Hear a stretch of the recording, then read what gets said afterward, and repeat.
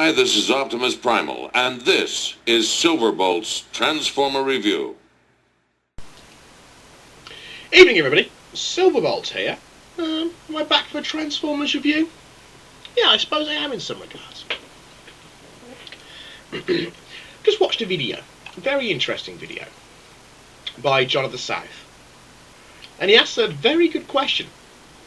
He asked, does the world need Optimus Prime? Interesting. The question he has asked will be regarded among certain people as the worst heresy you could possibly commit. I mean, to some people out there crucifying Jesus, that was nothing than asking the question, does the world need Optimus Prime?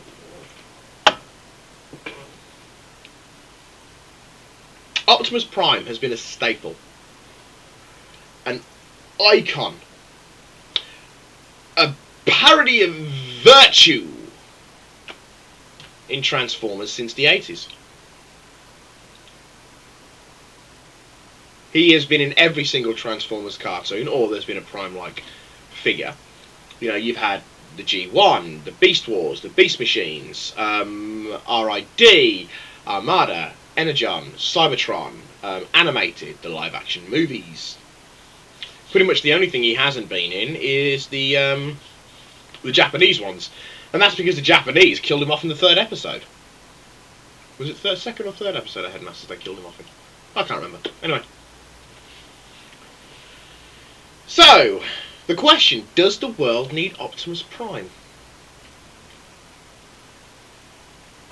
In a word, no. They don't. Well, we don't. Optimus Prime is an icon. But, yeah, he was great in the 80s cartoon. He was alright when they brought him back for Beast Wars. Well, he's Primal Prime, whatever. For Beast Wars. Until he became that tree-hugging, hippie baboon thing. In which case it was just, stop! There we go. Then we got him again in RID. That was alright. Different kind of Optimus Prime, who's a fire truck. Then we got him in Armada. Then we got him in Energon. Then we got him in Cybertron. Then we got him in animated. Then we got him in the live action movies. I may have put them in the wrong order at some point, but there we go. Every Transformers series has had Optimus Prime in it. I mean, G1ers the world over have had nerdgasms over the fact that Peter Cullen has reprised the role of Optimus Prime. Once again, the immortal Peter Cullen is back on our screens as live-action movie Prime, WFC Prime, WFC Prime, and the up-and-coming Transformers show, Excuse me, I've just been eating half a pizza. And now I've got the hiccups. So yes, Transformers Prime, Peter Cullen is once again the voice of Optimus Prime. Now, Peter Cullen is a great, you know, his voice, he will always be iconic in his voice. Even though he now sounds very different, but what do you expect? The guy is 30 years on from the 80s series. Well, nearly. And I am one of a growing number of people who think that maybe, just maybe, Peter Cullen has had his day. The only reason he's in this now is to get the G1ers back interested. I mean, there are people growing up who have never heard of Peter Cullen and who couldn't give a toss if he was the first person to say, one shall stand, one shall fall, and then keep saying it.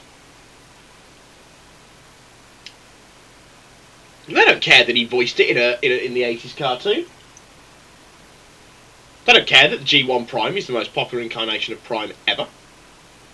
They don't care that he set the trend of him dying in every incarnation. So, there we go. But, and the point I'm going to get to is something that, well, to reinforce my point that we don't necessarily need Optimus Prime to make Transformers, is in the comics. The IDW publishings. Now, you can argue this in two ways. You can argue it that, well, it's still G1, because it's got the Wreckers in it. Or it's about the Wreckers. Which just gives me the way that I'm alluding to, which is, of course, Last Stand of the Wreckers, which I still haven't read! But I will read it! Eventually. At some point. When I can find a copy of the damn thing. Right, Optimus Prime, it's not about him. It's not about him at all. It's about the Wreckers and Springer. And the reaction that people have had to Last Stand of the Wreckers has been phenomenal. I mean, none of the Transformers series, to my mind, have been talked about and desired as much as Last Stand of the Wreckers.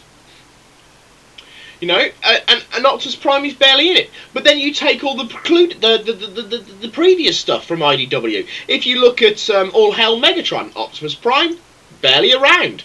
Infiltration, Escalation, Devastation, Optimus Prime, not a main character. Yet they're still popular stories that are enjoyable. Look at the spotlights. Nary, in the vast majority of all the spotlights, nary a Prime to be seen.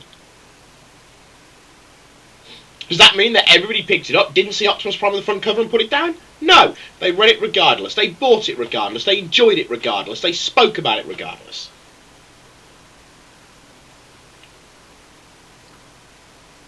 So, I think that we don't need an Optimus Prime per se.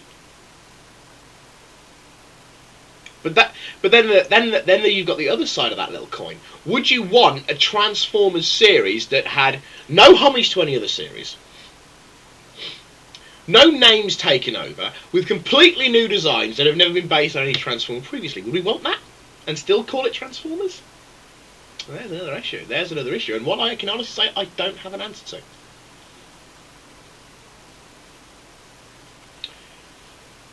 But John, I know you said a lot of people wouldn't watch your video. Well, myself and Kalel Prime have both replied to it, so you have raised a very interesting point. I look forward to seeing what next point you'll bring up. But for now, no, we don't need Optimus Prime.